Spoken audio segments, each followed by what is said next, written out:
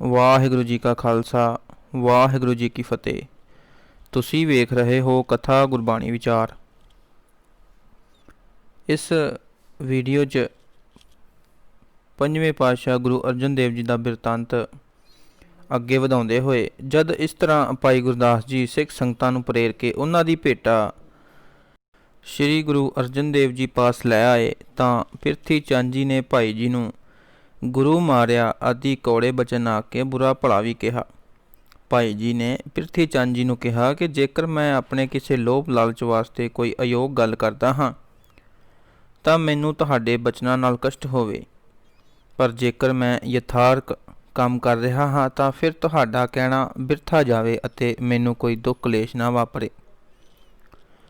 ਉਸ ਉਪਰੰਤ ਸੰਗਤਾਂ ਵੱਲੋਂ ਸਾਰੀ ਕਾਰ ਭੇਟ ਜਦ ਗੁਰੂ ਜੀ ਦੇ ਪਾਸ ਜਾਣ ਲੱਗ ਪਈ ਤਾਂ ਬਾਬਾ ਪਿਰਥੀ ਚੰਦ ਅਤੇ ਸ਼੍ਰੀ ਮਹਾਦੇਵ ਜੀ ਨੇ ਕਿਹਾ ਕਿ ਇਸ ਕਾਰ ਭੇਟ ਵਿੱਚੋਂ ਸਾਨੂੰ ਆਪਣੇ ਗੁਜ਼ਾਰੇ ਵਾਸਤੇ ਹਿੱਸਾ ਮਿਲਣਾ ਚਾਹੀਦਾ ਹੈ। ਤਦ ਸ਼੍ਰੀ ਗੁਰੂ ਅਰਜਨ ਦੇਵ ਜੀ ਨੇ ਸ਼੍ਰੀ ਪਿਰਥੀ ਚੰਦ ਜੀ ਨੂੰ ਗੁਰੂ ਕੇ ਬਾਜ਼ਾਰ ਦੀਆਂ ਦੁਕਾਨਾਂ ਨਾਲ ਕਿਰਾਇਆ ਅਤੇ ਬਾਜ਼ਾਰ ਦੀ ਆੜਤ ਦੀ ਆਮਦਨੀ ਦੇ ਦਿੱਤੀ ਅਤੇ ਸ਼੍ਰੀ ਮਹਾਦੇਵ ਜੀ ਨੂੰ ਚੌਂਕ ਪਾਸੀਆਂ ਦੀਆਂ ਦੁਕਾਨਾਂ ਦੀ ਆੜਤ ਦੀ ਆਮਦਨੀ ਗੁਜ਼ਾਰੇ ਵਾਸਤੇ ਦੇ ਦਿੱਤੀ।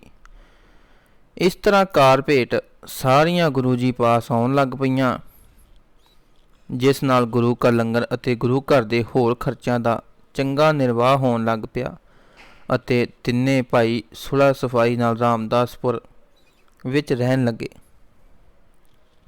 ਕੁਝ ਸਮਾਂ ਪਾ ਕੇ ਬਾਬਾ ਪਿਰਥੀ ਚੰਦ ਜੀ ਨੇ ਘਰ ਲੜਕੇ ਨੇ ਜਨਮ ਲਿਆ, ਜਿਸ ਦਾ ਨਾਮ ਮਿਹਰਵਾਨ ਰੱਖਿਆ ਗਿਆ।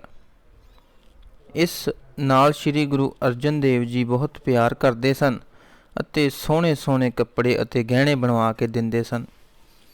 ਆਪਣੇ ਲੜਕੇ ਨਾਲ ਗੁਰੂ ਜੀ ਨੇ ਇਸ ਪਿਆਰ ਨਾਲ ਪ੍ਰਭਾਵਿਤ ਹੋ ਕੇ ਬਾਬਾ ਪਿਰਥੀ ਚੰਦ ਜੀ ਬੜੇ ਪ੍ਰਸੰਨ ਹੁੰਦੇ ਸਨ ਅਤੇ ਆਪਣੇ ਘਰ ਗੱਲਾਂ ਕਰਦੇ ਹਨ ਕਿ ਹੁਣ ਮਿਹਰਵਾਨ ਜੀ ਸ਼੍ਰੀ ਗੁਰੂ ਅਰਜਨ ਦੇਵ ਜੀ ਦੇ ਪਿੱਛੋਂ ਗੁਰਗੱਦੀ ਉੱਤੇ ਬੈਠੇਗਾ ਅਤੇ ਗੁਰਿਆਈ ਸਾਡੇ ਘਰ ਹੀ ਆ ਜਾਵੇਗੀ। ਇੱਕ ਦਿਨ ਸ਼੍ਰੀ ਗੁਰੂ ਅਰਜਨ ਦੇਵ ਜੀ ਨੇ ਦੀਵਾਨ ਵਿੱਚ ਸੰਗਤ ਨਾਲ ਬਚਨ ਕੀਤੇ ਕਿ ਭਲੇ ਦੇ ਕੰਮ ਕਰਨੇ ਸਾਰੇ ਹੀ ਚੰਗੇ ਹਨ, ਪਰ ਸਭ ਤੋਂ ਉੱਤਮ ਖੂਹ ਲਗਵਾਉਣਾ ਹੈ, ਜਿੱਥੋਂ ਹਰ ਇੱਕ ਪ੍ਰਾਣੀ ਨੂੰ ਪਾਣੀ ਪ੍ਰਾਪਤ ਕਰਕੇ ਸੁਖ ਮਿਲਦਾ ਹੈ। ਖੂਹ ਤੋਂ ਉੱਪਰ ਪੁੰਨ ਤਾਲ ਲਗਵਾਉਣਾ ਹੈ, ਜਿੱਥੋਂ ਪਸ਼ੂ ਪੰਛੀ ਅਤੇ ਮਨੁੱਖ ਮਾਤਰ ਨੂੰ ਸੁਖ ਮਿਲਦਾ ਹੈ। ਇਸ ਤੋਂ ਵੀ ਉੱਪਰ ਚੰਗਾ ਕੰਮ ਤੀਰਥ ਅਸਥਾਨ ਤੇ ਸਰੋਵਰ ਰਚ ਕੇ ਉਸ 'ਤੇ 4 ਚੁਫੇਰੇ ਪੌੜੀਆਂ ਤਿਆਰ ਕਰਕੇ ਦੇਣੀਆਂ ਹੁੰਦੀਆਂ ਹਨ, ਜਿਨ੍ਹਾਂ ਪੌੜੀਆਂ ਉੱਤੇ ਬੈਠ ਕੇ ਪੁਰਸ਼ ਮਾਤਰ ਇਸ਼ਨਾਨ ਅਤੇ ਦਾਨ ਕਰਦੇ ਹਨ ਅਤੇ ਮਹਾ ਆਨੰਦ ਪ੍ਰਾਪਤ ਕਰਦੇ ਹਨ। ਉਪਰੰਤ ਦੁੱਖ ਭੰਜਨੀ ਬੇਰੀ ਪਾਸ ਜੇ ਛੱਪੜੀ ਵਿੱਚ ਕਾਂ ਨਹਾ ਕੇ ਚਿੱਟੇ ਹੋ ਗਏ ਸਨ ਅਤੇ ਕੋੜੇ ਦਾ ਕੋੜ ਦੂਰ ਹੋ ਗਿਆ ਸੀ, ਉੱਥੇ ਸ਼੍ਰੀ ਗੁਰੂ ਰਾਮਦਾਸ ਜੀ ਨੇ ਸਰੋਵਰ ਦੀ ਰਚਨਾ ਵਾਸਤੇ ਬਹੁਤ ਪੁਟਾਈ ਕਰਾਈ ਹੋਈ ਸੀ। ਉਸ ਵੱਲ ਇਸ਼ਾਰਾ ਕਰਕੇ ਆਪ ਜੀ ਨੇ ਬਚਨ ਕੀਤਾ ਕਿ ਤੀਰਥਾਂ ਵਿੱਚੋਂ ਤੀਰਥ ਗੁਰੂ ਜੀ ਦਾ ਰਚਿਆ ਹੋਇਆ ਤੀਰਥ ਹੈ, ਜਿਸ ਦਾ ਮਹਾਤਮ ਸਭ ਤੋਂ ਵੱਡਾ ਹੈ। ਗੁਰੂਆਂ ਵਿੱਚੋਂ ਗੁਰੂ ਨਾਨਕ ਜੀ ਹੋਏ ਹਨ, ਜਿਨ੍ਹਾਂ ਦੀ ਗੱਦੀ ਉੱਤੇ ਸਾਡੇ ਪਿਤਾ ਜੀ ਬਿਰਾਜਮਾਨ ਸਨ। ਇੱਕ ਵਾਰ ਪਿਤਾ ਗੁਰੂ ਜੀ ਨੇ ਬਚਨ ਕੀਤਾ ਸੀ ਕਿ ਇਹ ਇੱਕ ਪੁਰਾਤਨ ਤੀਰਥ ਹੈ, ਜਿੱਥੇ ਪਰਮੇਸ਼ਰ ਨੇ ਆਣ ਕੇ ਵਾਸਾ ਕੀਤਾ ਸੀ ਅਤੇ ਕਿਹਾ ਸੀ ਕਿ ਇਸ ਅਸਥਾਨ 'ਤੇ ਸਾਰੇ ਦੇਵਤਿਆਂ ਦਾ ਵਾਸਾ ਹੋਵੇਗਾ ਅਤੇ ਸੰਗਤ ਲੱਗਿਆ ਕਰੇਗੀ। ਇਸ ਤੀਰਥ ਦੇ ਬਰਾਬਰ ਹੋਰ ਕੋਈ ਤੀਰਥ ਨਹੀਂ ਹੋਵੇਗਾ। ਇਸ ਤੀਰਥ ਦੀ ਸੇਵਾ ਸਾਡੀ ਸੇਵਾ ਹੋਏਗੀ। ਇਸ ਕਰਕੇ ਕੋਈ ਸਿੱਖ ਉਦਮ ਕਰਕੇ ਪਹਾੜੀ ਰਾਜਿਆਂ ਪਾਸ ਜਾਵੇ ਅਤੇ ਇਸ ਕਾਰਜ ਵਾਸਤੇ ਧਨ ਲਿਆ ਕੇ ਪਿਤਾ ਗੁਰੂ ਜੀ ਦੇ ਹੁਕਮ ਅਨੁਸਾਰ ਇਸ ਦੀ ਸੇਵਾ ਕਰਾਵੇ। ਜੋ ਪੁਰਸ਼ ਸਰੋਵਰ ਦੇ ਤਿਆਰ ਕਰਨ ਵਿੱਚ ਉਦਮ ਕਰਨਗੇ, ਗੁਰੂ ਜੀ ਸਦਾ ਹੀ ਉਹਨਾਂ ਦੇ ਸਹਾਈ ਹੋਣਗੇ। ਉਹਨਾਂ ਦਾ ਲੋਕ ਪਰਲੋਕ ਸੌਰ ਜਾਏਗਾ। ਗੁਰੂ ਜੀ ਨੇ ਬਚਨ ਸੁਣ ਕੇ ਭਾਈ ਕਲਿਆਣੇ ਨੇ ਕਿਹਾ, ਮਹਾਰਾਜ ਮੇਰੇ ਸਿਰ 'ਤੇ ਆਪਣਾ ਹੱਥ ਰੱਖਣਾ, ਮੈਂ ਤੁਹਾਡੇ ਭਰੋਸੇ 'ਤੇ ਆਪਣਾ ਕੰਮ ਕਰਕੇ ਆਵਾਂਗਾ। ਗੁਰੂ ਜੀ ਤੋਂ ਥਾਪੜਾ ਤੇ ਆਸ਼ੀਰਵਾਦ ਲੈ ਕੇ ਭਾਈ ਕਲਿਆਣ ਮੰਡੀ ਸ਼ਹਿਰ ਪਹੁੰਚ ਗਿਆ। ਕੁਝ ਦਿਨ ਜਦ ਬੀਤ ਗਏ ਤਾਂ ਭਾਈ ਕਲਿਆਣੇ ਨੇ ਰਾਜੇ ਨੂੰ ਮਿਲ ਕੇ ਉਸ ਨੂੰ ਗੁਰੂ ਜੀ ਦੀ ਮਹਿਮਾ ਦੱਸੀ ਅਤੇ ਗੁਰੂ ਜੀ ਦੇ ਬਚਨ ਦੱਸੇ। ਗੁਰੂ ਜੀ ਮਹਿਮਾ ਸੁਣ ਕੇ ਰਾਜਾ ਭਾਈ ਕਲਿਆਣੇ ਨਾਲ ਗੁਰੂ ਜੀ ਦੇ ਦਰਸ਼ਨ ਕਰਨ ਵਾਸਤੇ ਅੰਮ੍ਰਿਤਸਰ ਆਇਆ। ਉਸ ਸਮੇਂ ਗੁਰੂ ਜੀ ਦੇ ਦੀਵਾਨ ਵਿੱਚ ਇੱਕ ਸਿੱਖ ਦੱਖਣੀ ਓਂਕਾਰਾ ਦਾ ਪਾਠ ਕਰ ਰਿਹਾ ਸੀ। ਜਦ ਰਾਜੇ ਨੇ ਪਾਠ ਕਰਦੇ ਸਿੱਖ ਪਾਸੋਂ ਇਹ ਤੁਕ ਸੁਣੀ ਕਿ ਲੇਖ ਨਾ ਮਿਟੇ ਹੈ ਸੁਖੀ ਜੋ ਲਿਖਿਆ ਕਰਤਾਰ, ਤਾਂ ਰਾਜੇ ਨੇ ਮਨ ਵਿੱਚ ਸੰਸਾ ਉਤਪੰਨ ਹੋ ਗਿਆ ਕਿ ਜੇਕਰ ਪਰਮੇਸ਼ਰ ਦਾ ਲਿਖਿਆ ਹੋਇਆ ਲੇਖ ਮਿਟ ਹੀ ਨਹੀਂ ਸਕਦਾ ਤਾਂ ਫਿਰ ਗੁਰੂ ਜੀ ਪਾਸ ਦੇ ਦਰਸ਼ਨ ਦਾ ਕੀ ਲਾਭ ਹੈ। ਮੰਡੀ ਦੇ ਇਸ ਰਾਜੇ ਦਾ ਨਾਮ ਹਰੀ ਸੇਨ ਸੀ। ਜਦ ਦੀਵਾਨ ਦੀ ਸਮਾਪਤੀ ਹੋਈ ਤਾਂ ਇਸ ਨੇ ਪੁੱਛਿਆ, ਮਹਾਰਾਜ ਇਸ ਤੁਕ ਦਾ ਲੇਖ ਨਾ ਮਿਟੇ ਹੈ ਸਖੀ ਜੋ ਲਿਖਿਆ ਕਰਤਾਰ, ਇਸ ਦਾ ਕੀ ਮਤਲਬ ਹੈ? ਜੇਕਰ ਲਿਖਿਆ ਮਿਟ ਨਹੀਂ ਸਕਦਾ ਤਾਂ ਫਿਰ ਤੁਹਾਡੇ ਦਰਸ਼ਨ ਪਰਸਨ ਅਤੇ ਸਿੱਖ ਬਣਨ ਦਾ ਕੀ ਲਾਭ ਹੈ? ਗੁਰੂ ਜੀ ਨੇ ਕਿਹਾ, ਤੈਨੂੰ ਇਸ ਗੱਲ ਦਾ ਆਪੇ ਹੀ 2-3 ਦਿਨਾਂ ਵਿੱਚ ਪਤਾ ਲੱਗ ਜਾਏਗਾ। ਗੁਰੂ ਜੀ ਦਾ ਇਹ ਬਚਨ ਸੁਣ ਕੇ ਰਾਜਾ ਆਪਣੇ ਡੇਰੇ ਚਲਿਆ ਗਿਆ ਅਤੇ ਜਦ ਉਹ ਰਾਤ ਨੂੰ ਸੁੱਤਾ ਤਾਂ ਉਸਦੇ ਸੁਪਨੇ ਵਿੱਚ ਵੇਖਿਆ ਕਿ ਉਸਨੇ ਮਰ ਕੇ ਇੱਕ ਚੰਡਾਲ ਦੇ ਘਰ ਜਨਮ ਲਿਆ ਹੈ। ਜਵਾਨ ਹੋ ਕੇ ਉਸਦਾ ਵਿਆਹ ਹੋਇਆ, ਧੀਆਂ ਪੁੱਤਰ ਪੈਦਾ ਹੋਏ, ਉਹ ਵੱਡਾ ਪਰਿਵਾਰ ਹੋ ਗਿਆ। ਸਮਾਂ ਪਾ ਕੇ ਉਸਦੀ ਮੌਤ ਹੋ ਗਈ। ਇਸ ਸੁਪਨ ਵਰਤਾ ਉਪਰੰਤ ਉਸ ਨੂੰ ਜਾਗ ਆ ਗਈ। ਉਹ ਆਪਣੇ ਸੁਪਨੇ ਨੂੰ ਯਾਦ ਕਰਕੇ ਬੜਾ ਹੈਰਾਨ ਤੇ ਵਿਆਕੁਲ ਹੋਇਆ।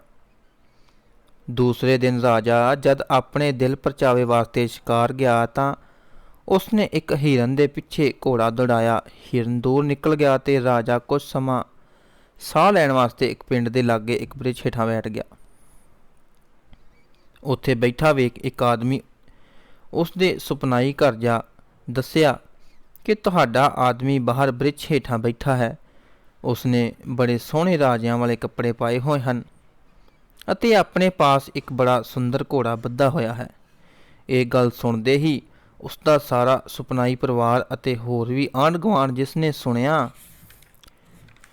ਉਸ ਪਾਸ ਦੌੜ ਕੇ ਆ ਗਏ। ਧੀਆਂ ਪੁੱਤਰ ਇਸਤਰੀ ਰਾਜੇ ਨੂੰ ਫੜ ਕੇ ਆਪਣੇ ਘਰ ਜੋਰੋ ਜੋਰੀ ਲੈ ਗਏ। ਉਸ ਦੀ ਇਕੱਲੇ ਦੀ ਕੋਈ ਪੇਸ਼ ਨਾ ਜਾਵੇ। ਉਹ ਬੜਾ ਘਬਰਾ ਗਿਆ ਅਤੇ ਅਤਿਅੰਤ ਦੁਖੀ ਹੋ ਕੇ ਆਪਣੇ ਮਨ ਅੰਦਰ ਹੀ ਗੁਰੂ ਜੀ ਅੱਗੇ ਅਰਦਾਸਾਂ ਕਰਨ ਲੱਗਾ ਕਿ ਮਹਾਰਾਜ ਮੈਨੂੰ ਇਸ ਫਾਹੀ ਵਿੱਚੋਂ ਬਚਾਓ। ਤੁਹਾਡੀ ਸ਼ਰਨ ਆਇਆ ਹਾਂ ਤੇ ਮੈਨੂੰ ਇਹ ਬਿਪਤਾ ਪੈ ਗਈ ਹੈ, ਮੈਨੂੰ ਇਸ ਤੋਂ ਬਚਾਓ। ਇਤਿਆਦ ਜਦ ਬਹੁਤ ਬੇਨਤੀਆਂ ਕੀਤੀਆਂ ਤਾਂ ਅੰਤਰਜਾਮੀ ਸਤਿਗੁਰ ਜੀ ਜੋ ਰਾਜੇ ਦਾ ਇਹ ਕੌਤਕ ਰਚਨਹਾਰ ਸਨ, ਸ਼ੀਘਰ ਹੀ ਆਪਣੇ ਸਿੱਖ ਸੇਵਕਾਂ ਨਾਲ ਉੱਥੇ ਪਹੁੰਚ ਗਏ। ਜਦ ਗੁਰੂ ਜੀ ਨੇ ਉਹਨਾਂ ਚੰਡਾਲ ਲੋਕਾਂ ਨੂੰ ਪੁੱਛਿਆ ਕਿ ਤੁਸੀਂ ਇਸ ਨੂੰ ਕਿਉਂ ਫੜਿਆ ਹੋਇਆ ਹੈ ਤਾਂ ਉਹਨਾਂ ਨੇ ਦੱਸਿਆ ਕਿ ਅਸੀਂ ਇਸ ਦੇ ਧੀਆਂ ਪੁੱਤਰ ਹਾਂ। ਇਹ ਸਾਡਾ ਪਿਓ ਹੈ ਜੋ 2 ਦਿਨ ਪਹਿਲਾਂ ਮਰ ਗਿਆ ਸੀ। ਇਸ ਨੂੰ ਅਸੀਂ ਕਬਰ ਵਿੱਚ ਦੱਬ ਆਏ ਸੀ। ਉੱਥੋਂ ਇਹ ਨਿਕਲ ਕੇ ਸੋਹਣੇ ਕੱਪੜੇ ਪਾ ਕੇ ਇੱਥੇ ਬੈਠ ਗਿਆ ਹੈ ਤੇ ਘਰ ਨਹੀਂ ਜਾਂਦਾ। ਉਹਨਾਂ ਦੀ ਗੱਲ ਸੁਣ ਕੇ ਗੁਰੂ ਜੀ ਨੇ ਕਿਹਾ, ਇਹ ਤੁਹਾਡਾ ਪਿਓ ਨਹੀਂ ਹੈ, ਤੁਸੀਂ ਆਪਣੇ ਪਿਓ ਦੀ ਕਬਰ ਪੁੱਟ ਕੇ ਵੇਖ ਲਵੋ। ਜਦ ਉਹਨਾਂ ਨੇ ਕਬਰ ਪੁੱਟ ਕੇ ਵੇਖੀ ਤਾਂ ਉਸ ਵਿੱਚ ਆਪਣੇ ਮੁਰਦਾ ਪਿਓ ਦੀ ਲਾਸ਼ ਜਿਉਂ ਦੀ ਤਿਉਂ ਵੇਖ ਕੇ ਉਹਨਾਂ ਨੂੰ ਯਕੀਨ ਹੋ ਗਿਆ ਕਿ ਇਹ ਸਾਡਾ ਪਿਓ ਨਹੀਂ ਹੈ। ਸਾਨੂੰ ਇਸ ਦੀ ਸਾਡੇ ਪਿਓ ਨਾਲ ਸ਼ਕਲ ਸੂਰਤ ਮਿਲਦੀ ਵੇਖ ਕੇ ਭੁਲੇਖਾ ਲੱਗਾ ਹੈ। ਇਸ ਤਰ੍ਹਾਂ ਜਦ ਰਾਜੇ ਦੀ ਖੁਲਾਸੀ ਹੋਈ ਤਾਂ ਡੇਰੇ ਆਣ ਕੇ ਗੁਰੂ ਜੀ ਨੇ ਉਸ ਨੂੰ ਕਿਹਾ, ਰਾਜਨ ਗੁਰੂ ਜੀ ਦੀ ਸ਼ਰਨ ਆਉਣ ਦਾ ਇਹ ਲਾਭ ਹੋਇਆ ਹੈ ਕਿ ਇੱਥੋਂ ਮਰ ਕੇ ਜਿਹੜੀ ਤੂੰ ਚੰਡਾਲ ਜੂਨ ਭੋਗਣੀ ਸੀ ਉਹ ਸੁਪਨੇ ਵਿੱਚ ਹੀ ਸਾਰੀ ਭੋਗ ਲਈ ਹੈ। ਕਰਤਾਰ ਦਾ ਲਿਖਿਆ ਲੇਖ ਵੀ ਨਾ ਮਿਟਿਆ ਅਤੇ ਸਤਸੰਗ ਵਿੱਚ ਆਉਣ ਕਰਕੇ ਉਹ ਭੋਗਿਆ ਵੀ ਸੁਪਨਾ ਪੂਰਾ ਹੋ ਗਿਆ। ਇਸ ਤਰ੍ਹਾਂ ਦੋਵੇਂ ਗੱਲਾਂ ਠੀਕ ਹੋ ਗਈਆਂ। ਇਹ ਬਚਨ ਸੁਣ ਕੇ ਰਾਜੇ ਨੇ ਗੁਰੂ ਜੀ ਦੇ ਚਰਨਾਂ 'ਤੇ ਮੱਥਾ ਟੇਕਿਆ ਅਤੇ ਗੁਰੂ ਘਰ ਦਾ ਪੱਕਾ ਸੇਵਕ ਬਣ ਕੇ ਅੰਮ੍ਰਿਤ ਸਰੋਵਰ ਦੀ ਧਨ ਨਾਲ ਬਹੁਤ ਸੇਵਾ ਕੀਤੀ। ਵਾਹਿਗੁਰੂ ਜੀ ਕਾ ਖਾਲਸਾ, ਵਾਹਿਗੁਰੂ ਜੀ ਕੀ ਫਤਿਹ।